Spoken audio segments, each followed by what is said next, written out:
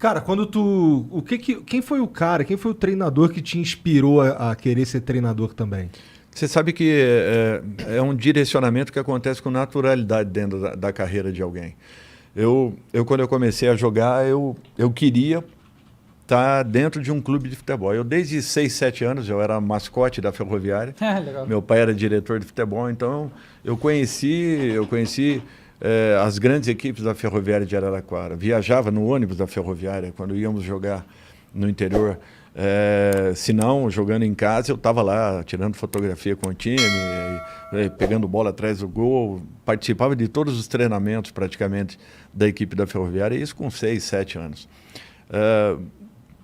Queria ser jogador, meu tio era meu exemplo, né? Dudu foi um jogador do Palmeiras durante anos e anos, né? Exemplo para mim, não só como atleta, mas como ser humano, e aquilo era uma vontade que eu tinha. Quando eu percebi que eu poderia dar um passo, né? Porque é muito difícil esse momento. Você às vezes tem 4, 5 anos na base de um clube e você não sabe se você vai conseguir aquela transição. Se você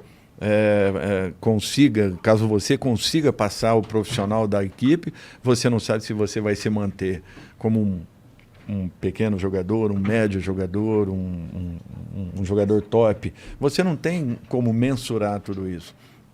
É natural que a tua preparação, a forma como você enfrente a sua profissão, encare tudo isso, é que de repente direcione a tua carreira. Mas é uma inconstância muito grande e uma incerteza ainda maior. Então, o que eu fiz? Eu fiz educação física ainda quando trabalhava nas categorias. Era jogador das categorias de base da Ferroviária. Por quê? Porque se não atingisse, né, o profissional da Ferroviária, eu gostaria de ser um preparador físico, um auxiliar técnico. Trabalhar com futebol, né? Exatamente. Eu queria estar no meio, sempre quis isso. E tentei cercar todas as possibilidades que existiam. E aí parti. Me formei e fui vendido. No primeiro ano que eu fui vendido para o Guarani, da Ferroviária, isso de 8-3 para 8-4. Eu estreiei em 82, em agosto, logo depois da Copa do Mundo. Tive a minha primeira venda e já saí de Araraquara formado. Então, para mim, isso foi importante. Quando eu fui finalizando a minha carreira, os últimos 6, 7 anos, eu passei a observar muito assim o que os treinadores me mostravam, né? O que os jogadores sentiam, o que eles percebiam, o que eles gostavam, o que não gostavam. Eu anotava treinamentos e, de repente, eu corrigia esses treinamentos. Eu falava, eu posso fazer isso aqui, eu posso mudar um pouco esse contexto. Então, assim, eu fui preparando um campo para que, na minha parada, eu pudesse, de repente, encontrar um caminho. Um novo caminho na carreira. Já anos antes de se aposentar. Talvez 6, 7 anos eu passei a dar uma importância muito maior. Anotações, nós não tínhamos um curso, ainda quando acabamos a Copa, né, de 2014, as pessoas falavam, o treinador brasileiro precisa se reciclar, né? Geralmente você recicla quando você tem uma formação. Nós não tínhamos nenhuma formação. A nossa formação era a vida. Eram os treinadores, né? Eram os treinadores que, por sinal, foram aí, naquele instante, já haviam sido 5 vezes campeões do mundo. Então, esses eram os nossos exemplos. O vestiário é que nos dava uma conotação do que era aquela equipe. A vivência, o dia a dia. Então, eu procurava cursos. Quais eram os cursos que me apresentavam? Era marketing, eram vendas. Eu tentava me aproveitar de todos os detalhes possíveis para poder implantar naquilo que eu imaginava para a minha equipe. Então, eu tinha que tentar, de repente, preencher esse lado didático com coisas que ainda não existiam na prática e que, de repente, se cobrava, né? Como em 14, perdemos a Copa, aquele resultado terrível que aconteceu e que o futebol brasileiro já vinha caminhando para um momento como esse, mas ninguém percebia isso, nem os meios de comunicação, tampouco os comentaristas, os aficionados ao futebol, aqueles que fazem parte desse contexto todo de futebol. Nem nós, profissionais da área, nós não percebíamos. Nós sentíamos que o momento não era oportuno, as coisas já não vinham acontecendo como nós queríamos, não era só com o futebol brasileiro, sul-americano de um modo geral, mas nós não percebíamos que o mundo estava se movimentando. Na contramão, o voleibol fazia um trabalho completamente diferente, observou o que a Europa apresentava, trouxe para aquilo que nós queríamos, ou melhor, que nós já possuíamos. Nós sempre fomos um voleibol de ataque, atacávamos com muita facilidade, mas não sabíamos bloquear, não tínhamos posicionamento defensivo, recepção, nós não trabalhávamos os fundamentos. E, de repente, o vôlei foi lá, olhou, observou, trouxe, adaptou aquilo que nós tínhamos, e nos últimos 20, 25 anos, nós, no mínimo, estamos brigando pela 4ª colocação, mas quase que na maioria das vezes, brigando pelo 1º e 2º. Uhum. E quer seja em vôlei feminino, masculino, praia, enfim. Quer dizer, houve uma mudança, e essa mudança acontecia no futebol mundial. As pessoas percebiam que os sul-americanos tinham grandes jogadores, mas eram desorganizados em todos os sentidos, como somos ainda hoje. Nós não temos federações consistentes, nós não temos uma CBF que realmente nos passe uma esperança e uma expectativa de que estamos num caminho. Nós ainda não temos isso. Então, nós tínhamos que ter nos preocupado um pouco mais. Nós, treinadores, nós, imprensa de um modo geral, nós, jogadores, nós tínhamos que ter nos preocupado. E, de repente, deixamos o futebol brasileiro, exatamente, olhando o futebol mundial. Exatamente. Não que a organização europeia ela seja diferenciada em todos os sentidos, não, mas eles nos mostravam caminhos que nós deveríamos ter nos alertado e corrigido para que não passássemos um momento como nós passamos. Hoje o futebol brasileiro ele tem que trabalhar muito para poder voltar a ser o primeiro do mundo. Assim como o voleibol brasileiro ocupou um espaço que dificilmente vai perder num curto espaço de tempo, talvez até médio. Pode ser que perca lá na frente, porque são ciclos, né?